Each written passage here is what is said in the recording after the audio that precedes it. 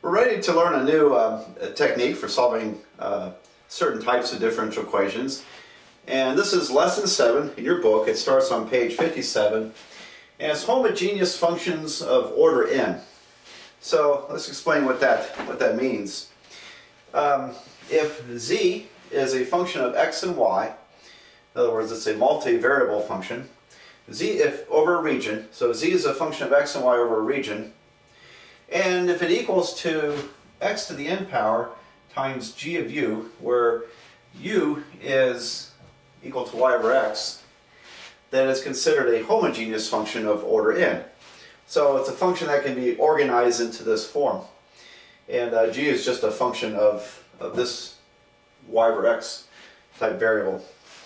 Alright, well, you can recognize a homogeneous function by looking at the order of each term. And if the order of each term, exponent order of each term, is equal, then it's a homogeneous function of that order. So your book has some examples on top of page 58, and I'll give you a separate example. For example, suppose we had this function, f of xy, equals to 2x squared y minus 4y cubed plus x cubed.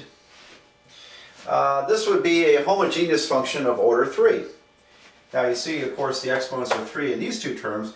In this term, when you add these exponents, x squared times y, the sum of the exponents is 3. So the degree of each term, if they're equal to the same number across the function, then it's a homogeneous function of that order. Another example that actually the book gives us is the square root of x plus y. That has order 1/2, because each term has order 1, but when you take the square root, you get half power. So n, in this case, can also be a fraction. Anyway, that's the idea. And it turns out that if you have a differential equation organized like this, p of xy dx plus q of xy dy equals to 0, where each of these is homogeneous of order n, same order. If each p and q are homogeneous of order n, same order n, then it's a first order differential equation with homogeneous coefficients. And so now it turns out, all right, what's so special about this? Well, there's a theorem in your book. I think it's on probably page 59. And I think I won't go through it. But there's a theorem that says, in this case, when you have a first order differential equation with homogeneous coefficients, then by doing this substitution, it's possible to separate the x's from the y's. In other words, this substitution renders it a separable differential equation. And and that's really behind some of the techniques we study here. How can we take a differential equation and make it separable? And there may be certain kinds of transformations or adjustments we can make under the right circumstances. So that's the case that we're studying here. These particular types of equations are separable differential equations. Now, the other thing to mention is that you can also, I believe, you can let u be x over y, and it's still going to work. And so you can let u be y over x or x over y, doesn't matter. So, all right, well, I'm going to erase the board and work a few of these problems. Our first example is problem number 2 on page 61. And here's how it reads. I have 2xy dx plus x squared plus y squared parentheses times dy equals to 0. Well, it's, what order is it? It's homogeneous order 2, because each of these terms is order 2, and this term is order 2. Remember, we add the exponents, and this term has order 2. So, homogeneous order 2. Alright, now it turns out the order number is not so critical to know. It's just the fact that each term has the same order makes it homogeneous, which means that when we do this certain substitution, we'll be able to separate variables. And so that substitution is to let y equal to, oops, I'm sorry, u equal to y over x.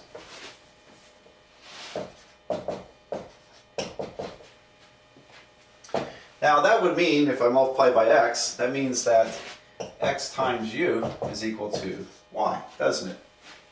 Alright, so I'm making the substitution y equals to x times u. Well, how do we proceed? In order to get differentials, I need to take the differential of this equation.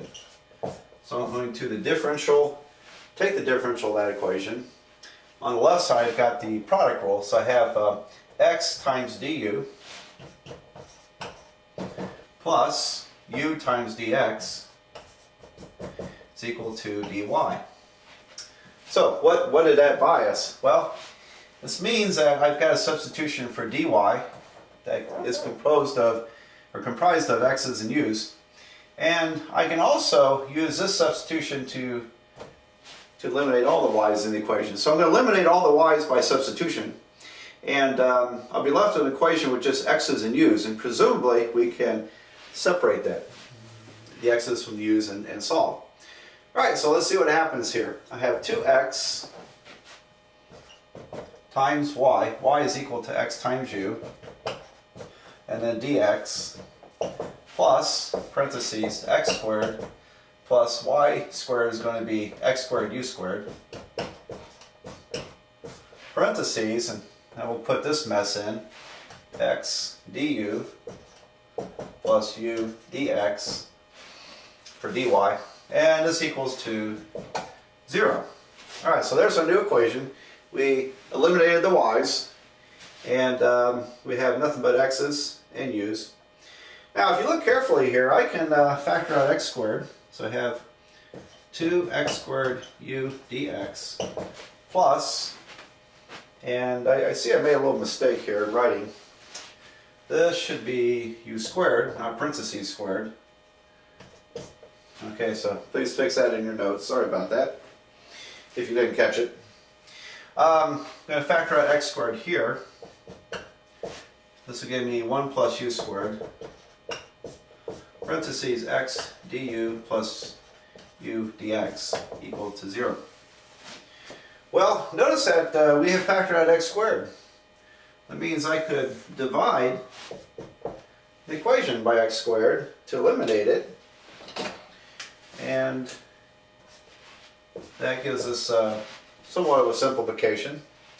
Now you learn in algebra that it's a little dangerous to divide by a variable, because in this case x cannot be equal to 0. I may talk about that later when we get done with the problem. But anyway, it's how we make progress with this problem. Alright, so I'm going to multiply this out. So over here I've still have 2 u dx plus, and we'll FOIL this out, I have 1 times these terms, x du plus u dx, and then plus u squared times these terms, plus x u squared du plus u to the 3rd power dx, and that's equals to 0. So there's our mess, and I'm going to collect up the terms with the dx's and the dy's, du's in them. So let me see, I need to do a little erasing.